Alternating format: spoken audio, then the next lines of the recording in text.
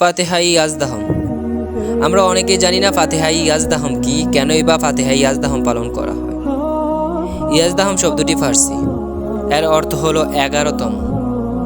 আরবি রবিউস সানি মাসের 11তম দিনকেই ফাতেহাই ইয়াজদাহম বলা হয়। ফাতেহাই ইয়াজদাহম পালন করা হয় মূলত বড় পীর পিরানি পীর দস্তগীর আব্দুল কাদের জিলানী রহমতুল্লাহ আলাইহির উফাতের স্মরণে। বড় পীর হযরত আব্দুল কাদের জিলানী রাদিয়াল্লাহু তাআলা আনহু প্রিয় নবী হযরত মুহাম্মদ সাল্লাল্লাহু আলাইহি ওয়াসাল্লামের উফাতের প্রায় 500 বছর পর দুনিয়াতে আগমন করেন। 470 হিজরি সনে ইরানের জিলান শহরে জন্মগ্রহণ করেন বড় পীর আব্দুল কাদের জিলানী রহমতুল্লাহ আলাইহি। যখন তিনি দুনিয়াতে জন্মগ্রহণ করেন তখন ইসলামের অবস্থা ছিল খুবই শোচনীয়। মানুষ সত্যকে ভুলে মিথ্যার পথে পা বাড়িয়েছিল।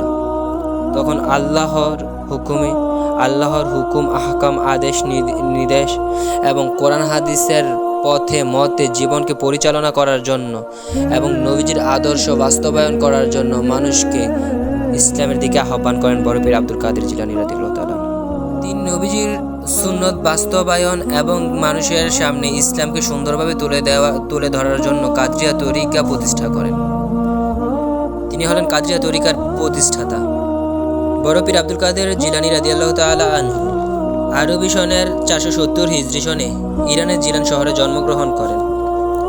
তিনার মায়ের নাম ছিল উম্মুল খায়ের মা ফাতিমা রহমাতুল্লাহ আলাইহি এবং তিনার বাবার নাম ছিল আবু সালেহ মুসা জঙ্গি রহমাতুল্লাহ আলাইহি। তিনার বাবা ছিলেন একজন উচ্চ মাকামের আল্লাহর ওলি। বড় পীর আব্দুল কাদের জিলানী রাদিয়াল্লাহু তাআলা আনহু 561 হিজরি সনে রবিউল সানি মাসের 11 তারিখে উফাত লাভ করেন।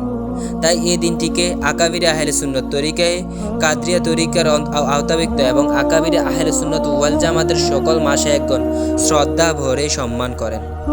এই দিনটিতে হামদ, নাত, মিলাদ মাহফিল এর মাধ্যমে এবং সর্বশেষ মুনাজাতের মাধ্যমে এই দিনটিকে অনেক সুন্দরভাবে পালন করেন আকাবিরে আহলে সুন্নতের মাশায়েখগণ।